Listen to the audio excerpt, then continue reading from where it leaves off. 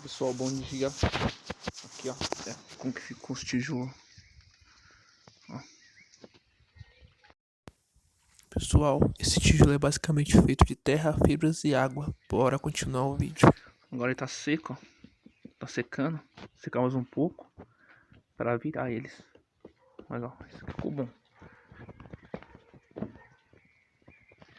Aí, ó. Virado já, ó.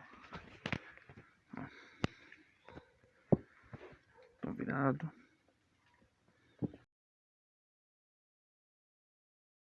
Um detalhe muito importante, quando estiver totalmente seco, aí que eu vou fazer o ajuste das laterais. Deixa eu secar mais. Pra deixar totalmente reto. É isso aí. O resultado foi isso. Ó. Tô meio molhado ainda, tá vendo? Mas resistente. Beleza? Falou, pessoal. É nóis. Agora eu vou virar eles pra secar por igual, né?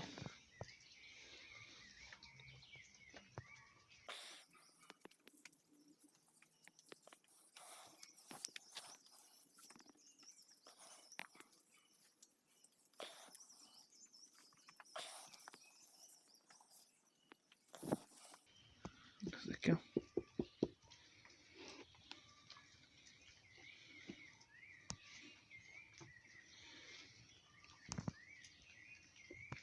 Tamanhozão disso daqui. Ó. Quando for fazer a lareira, vai ficar da hora, hein?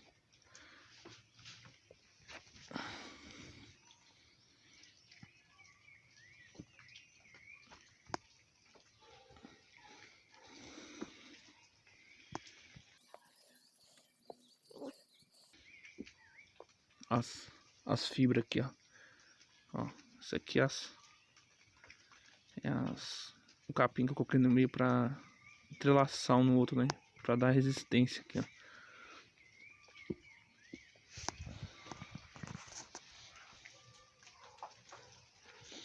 Virado. Agora eu vou virar aqueles. Pessoal, tijolos feitos. Agora eu vou pegar, vou dar um pulo na horta pra colher uma cebolinha lá.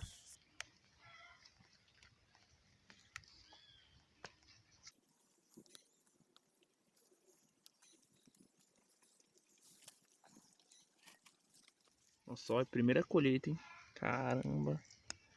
Gratificante demais, hein? Você plantar e poder colher assim, ó. Tá vendo isso aqui? Isso aqui é meu. Eu que plantei, ó. Tá vendo? Pra você comprar no mercado, ó. É meu. É da hora, hein? Olha o cheiro. Nossa, você é louco. E aqui, ó.